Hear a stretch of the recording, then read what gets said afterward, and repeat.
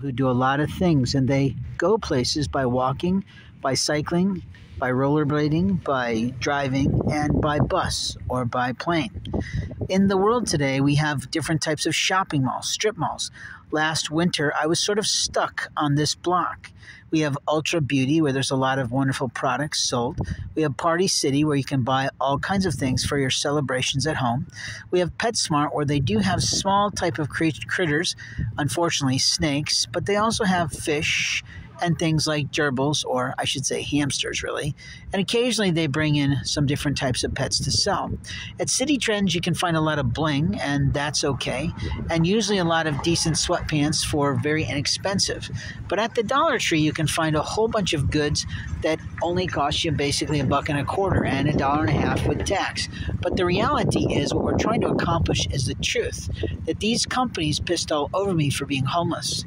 The Staples store was probably the biggest perpetrator of my abuse, and that their people were constantly getting onto my computer, constantly crashing it, constantly stealing artwork from it, and constantly getting in and out of my pockets at night. Or was that a bunch of Mexicans who run the block and pick up the trash?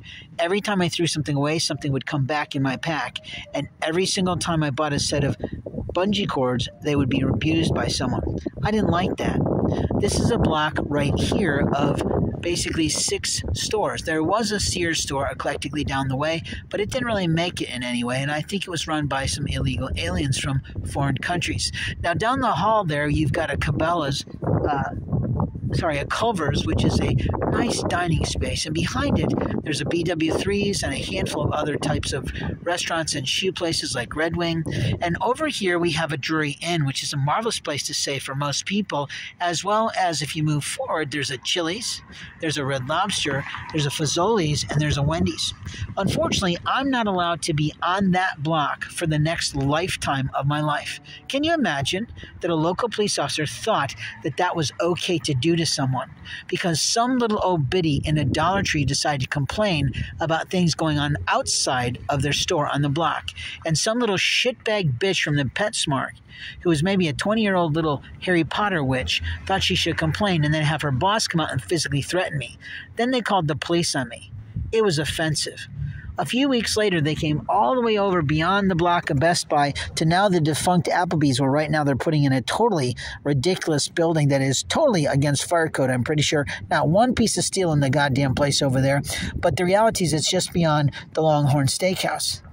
And they walked onto that Applebee's where it was defunct, and basically we were waiting for them to reopen, allegedly, based on the signage. And they came onto the property with 2 officers that were probably her grandsons. And she told me I could never be on that block again. Openly, I was beyond offended, because what we're talking about back in this area here, including a Costco of some kind, a wholesale club, if you will, and basically a farm and fleet-like store, is a Goodwill store and more. And the reality is we're talking about relatively 23 to 25 stores that this woman thought she had the right to claim the presidentialship about.